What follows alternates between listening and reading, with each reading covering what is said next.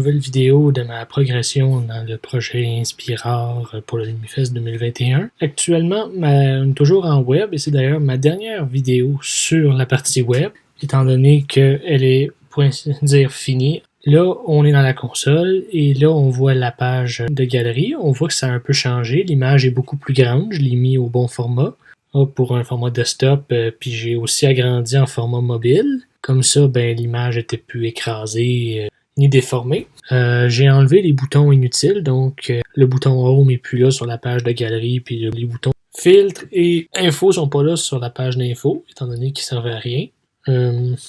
La différence qu'il y a, j'ai enlevé les flèches du sweeper, étant donné qu'on peut juste glisser avec nos doigts sur nos téléphones ou en utilisant la souris sur un format desktop. C'était un peu inutile. Alors, ce que j'ai fait, là, j'ai aussi stylisé les filtres un peu plus. C'est plus espacé. On voit l'énorme quantité de minutes.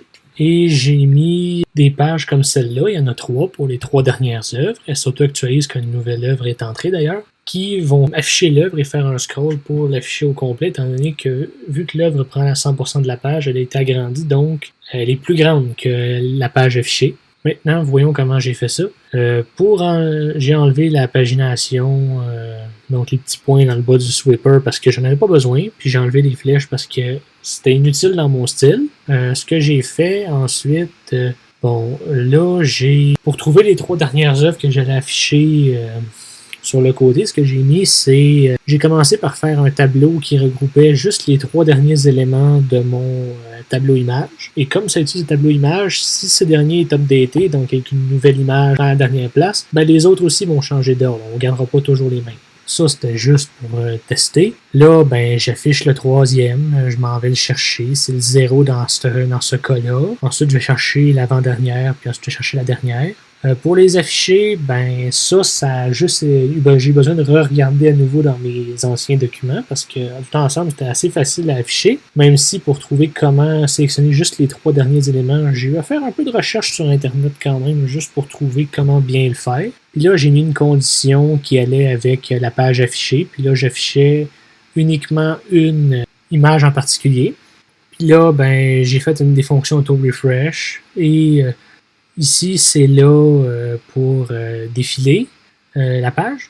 Ça a été un petit peu plus compliqué parce qu'il a fallu que j'adapte un peu comme là pour aller avec un format de grand écran comme quand on a présenté. Parce que la variable utilise la grandeur d'origine de mon image. Donc, elle était trop petite pour l'écran qu'on avait. Fait que donc, ça arrêtait de descendre beaucoup trop tôt. Donc, j'ai agrandi pour ça. J'ai modifié ce qui permet d'aller chercher une image avec le QR. Au lieu de rentrer le code pour aller chercher les images comme quand je les appelle avec Ajout Slide, j'ai juste appelé Ajout Slide, puis j'ai défini qu'automatiquement, comme il allait chercher les valeurs dans le titre, ça appelle Ajout Slide et les valeurs recherchées dans Ajout Slide sont les valeurs des minutes, heures et jours qui font partie du titre de mes images. Comme montré dans un cas comme ça, là, ce serait 25 09 48 qui serait allé chercher. Puis si l'image est bonne, ça va afficher l'image en question. Puis ensuite, si je regarde les filtres, c'est juste que mes filtres sont cochés. Fait que là, je fais annuler, j'enlève et filtre. Et là, on ramène à l'image d'origine, puis le filtre à son état de défaut. Ça, c'était pas trop compliqué, c'était de la recherche surtout. Même si pour trouver l'œuvre URL, j'ai cherché un peu parce que je suis parti dans beaucoup de directions avant de penser à ce qui au final était la solution la plus simple. J'ai eu à revoir les éléments, c'est ça, pour mon filtre. J'ai revu les styles, l'espace, comment c'était agencé un peu. J'ai replacé un peu mon image ici parce que le titre était dans zone jaune, fait qu'avec le début des lettres, ça se cachait. Ça non plus, c'était pas très difficile. Fait que maintenant, je vais me diriger vers mon prochain défi qui est mon stage. Bonne journée et au plaisir de vous avoir, que vous ayez pu me suivre tout au long de mon travail. Au revoir.